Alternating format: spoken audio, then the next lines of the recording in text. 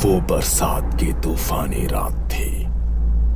पूरी रात बादल ऐसे गरजे थे कि लगता था जैसे आज नदी पूरे गांव को लील लेगी। उसी बारिश के और तूफान के बीच अचानक भुवन के दरवाजे पर कोई गाड़ी रुकी और फिर दरवाजे पर जोरदार दस्तक होने लगती है। भुवन सकपकाकर दरवाजा खोलता है तो सामने एक शहरी बाबू को खड़े पाता है। भुवन आप ही हैं? हम कोलकाता से आए हैं, एसडीएम हैं, आज ही तबादला हुआ है। सामने खड़े अफसर को देख तकरीबन 57-58 की उम्र के झुर्रीदार चेहरे वाले भुवन बाबू ने हाँ में गर्दन हिलाई और हाथ जोड़कर उन्हें नमस्कार किया।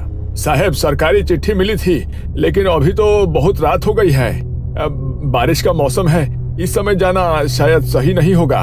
मैं अगर सवेरे चलूं तो? बाहर गाड़ी में परिवार साथ है, अभी इतनी रात में कहाँ जाएंगे हम लोग?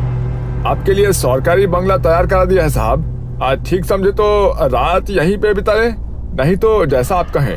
भुवन की बात सुनकर सामने खड़े अफसर के चेहरे पर असहमति के भाव दिखाई देने लगे।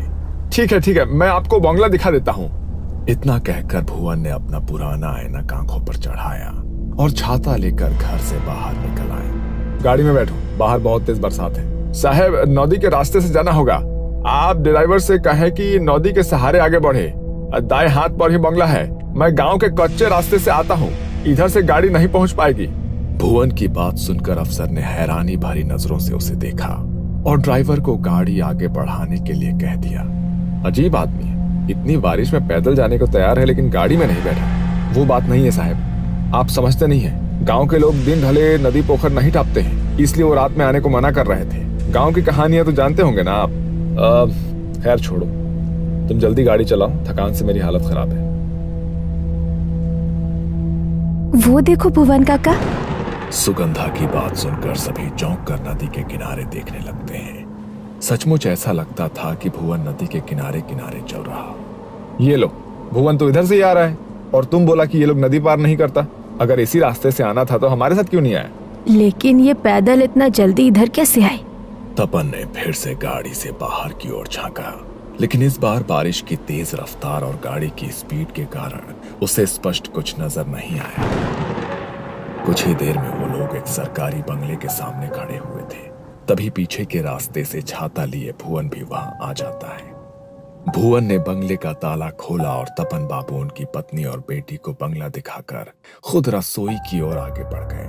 काका, आप इतनी जल्दी यहाँ कैसे पहुँच गए? हमने आपको नदी के पास देखा था। क्या? मुझे? नहीं, मैं तो उधर गया ही नहीं, मैं तो पीछे के रास्ते से आया हूँ। हो सकता है हमने किसी और को देख लिया हो, अंधेरे में गलतफहमी हुई होगी। बंगला बहुत अच्छा है, कभी ऐसी जगह रहने को मिलेगा सोचा नहीं था। गांव से दूर एकांत में नदी के किनारे ऐसा लगता है किसी और ही दुनिया में आ गए। मंदाकिनी, सुगंधा, इंद्राणी और तपन को बंगला काफी अच्छा लगा था, लेकिन भुवन किसी और ही सोच में गुम था। उसे समझ नहीं आ रहा था कि आखिर इतनी रात को खराब मौसम में इन लोगों ने किसे नदी किनारे देखा होगा। अब मैंने चाय बना दी है, आप लोग पी लीजिए। मैं बाहर सर्वेंट क्वार्टर में हूँ, कुछ परेशानी होगा तो बुला लीजिएगा। और हाँ, एक बात और, बंगले से नदी का किनारा सुंदर जरूर दिखता है, लेकिन आप उधर ना देखें तो बेहतर होगा। मतलब इतनी सुबह नजारा कोई क्यों नहीं देखना चाहेगा? कहने का मतलब है कि बारिश का मौसम है, गीली मिट्टी फिसलन के अलावा पानी भी बहुत है, तो आप उससे दूर रहें तो बेहतर होगा। भुवन अपने कमरे में आकर लेट गया था और लंबे सफर से थक कर आया तपन का परिवार अपने अपने कमरे में जाकर आराम करने लगा था।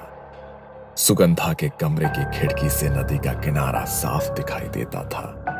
अपने कमरे में आकर वो नदी की ओर देखने लगती है। कितना सुंदर शांत नदी का किनारा है। इंद्राणी, इधर तो कितना मच्छी होगा ना। मैं कल जाकर मच्छी पकड़ कर लाऊंगी और ताजा ताजा मच्छी भात बनवा कर खाऊंगी माँ से। लेकिन वो काका बोले थे नदी किनारे जाना सही नहीं है। तपन बाबू पत्नी के साथ कमरे में सोने चले गए थे और इधर दोनों बहनें अपने अपने कमरे में आराम करने के लिए आ गई थी। छोटी इंद्राणी तो बिस्तर पर लेटते ही सो गई थी, लेकिन सुगंधा न जाने क्यों देर रात तक अपने कमरे की खिड़की से बाहर नदी के पानी में गिर रही रिमझिम बूंदों को देखती रही। अगली सुबह सुबह नदी की तरफ कोई गया था क्या? हमारी हवेली के दरवाजे से नदी की तरफ मिट्टी पर पैरों के निशान बने हैं। सुगंधा, इंद्राणी, तुम लोग रात में उधर गई थी क्या? अब परिवार के सभी लोग तो घर में ही हैं। अब फिर इतनी सवेरे नदी पर कौन जाएगा? बच्चे तो अभी सोकर ही उठे हैं। अब कैसी बात करती हो? भुवन बाहर जाकर उन कदमों के निशानों को देखता है जो वाकई नदी के किनारे से हवेली के दरवाजे तक दिखाई दे रहे थे। ये किसी इंसान के नदी की ओर जाने के नहीं, बल्कि नदी से हवेली तक जाने का निशान है। क्या? ये कैसे हो सकता है? ये निशान तो… मैं जानता हूँ कि आप क्या कहना चाह रही हैं, लेकिन जिसके पांव उल्टे हो उसके कदमों के निशान ऐसे ही न बनेंगे। भुवन के शब्द सुनने के बाद घर में सन्नाटा पसर गया था। सुगंधा और इंद्राणी काका की बात सुनकर घबरा गई थी। ये किस तरह की बात कर रहे हैं आप? अरे बच्चियां है, घबरा जाएंगे ना। बेकार की बातें छोड़िए और बाजार से कुछ खाने का सामान ला कर दीजिए, बच्चों को भूख लगी होगी। मंदाकिनी की बात सुनकर भुवन काका चुपचाप बाजार की ओर निकल जाते हैं। अगले 1-2 दिन ऐसे ही बीत गए थे।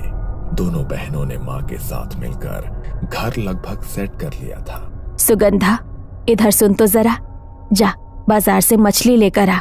आज मच्छी भात बनाएंगे और कहीं रुक मत जाना, अंधेरा होने से पहले लौट कर आना है। ठीक है माँ, मैं जाती हूँ। 16 साल की सुगंधा घर से निकली तो उसे नदी के किनारे एक लड़की दिखाई दी जो हाथ के इशारे से उसे बुला रही थी। तुम भी यही रहती हो क्या? सुगंधा की बात सुनकर दूसरी लड़की ने रहस्यमयी सी मुस्कान के साथ उसे ऊपर से नीचे तक देखा और हाँ में गर्दन हिला दी। बड़ी बड़ी काजल से सजी आंखें, मोटी चोटी, मनमोहक सा खूबसूरत चेहरा जिस पर से सुगंधा की नजर नहीं हट रही थी। कल मिलोगी, साथ में खेलेंगे। अभी मुझे बाजार जाना है मच्छी लेने, नहीं तो माँ नाराज होगी। की मच्छी? हमें माछ खेते चाहिए, मुझे मच्छी दोगी? अचानक ही सुगंधा के कानों में इंद्राणी की आवाज टकराती है। सुगंधा, ए सुगंधा, उधर क्या कर रही है? जल्दी यहाँ आ, मैं इस लड़की से बात कर रही थी। तुम्हारा नाम की? सुगंधा ने जैसे ही उस लड़की की ओर गर्दन घुमाई तो देखा कि अभी वहां कोई भी नहीं था। सुगंधा को कुछ समझ नहीं आ रहा था कि अचानक वो सुंदर सी लड़की कहाँ चली गई। हैरान होकर वो इंद्राणी के पास आती है। उधर अकेले क्या कर रही थी? माँ ने तुझे बाजार जाने को बोला ना? हाँ, लेकिन मैंने अभी एक लड़की को देखा, वो मुझसे बातें कर रही थी, फिर अचानक पता नहीं कहाँ गायब हो गई। बहुत सुंदर थी, कह रही थी यही रहती है। बातें मत बना, कोई नहीं था वहाँ, अकेले में पता नहीं क्या बड़बड़ा रही थी उधर। अच्छा सुन, माँ ने बोला है आते हुए कुछ मीठा भी लेते आना, और हाँ थोड़ा जल्दी जाओ। सुगंधा जल्दी जल्दी बाजार के लिए निकल गई थी, लेकिन बार बार उसके मन में उसी लड़की का ख्याल आ रहा था। बाजार से मच्छी और रसगुल्ला लेकर लौटने में उसे अंधेरा हो गया था। जैसे ही वो नदी के नजदीक पहुंचती है, उसे नदी के पानी में तेज हलचल महसूस होने लगती है। सुगंधा चौंक कर इधर उधर देखती है, आसपास कोई नजर नहीं आता।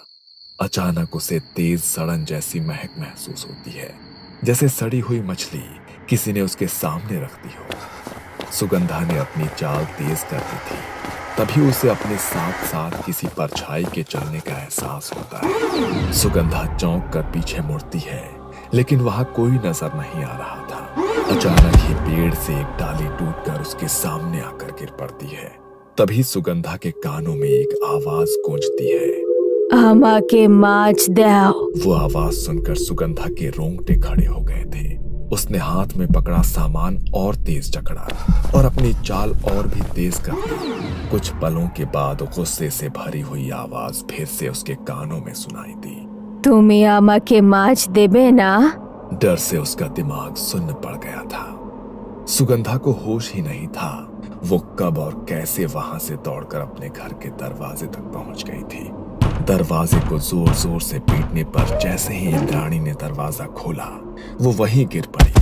किसी तरह उसे कमरे तक ले जाया गया, जहां उसने अपनी सारी आप बीती सुना दी। ये सब उस भुवन की वजह से हो रहा है, उसने ही डर बैठा दिया है दिमाग में।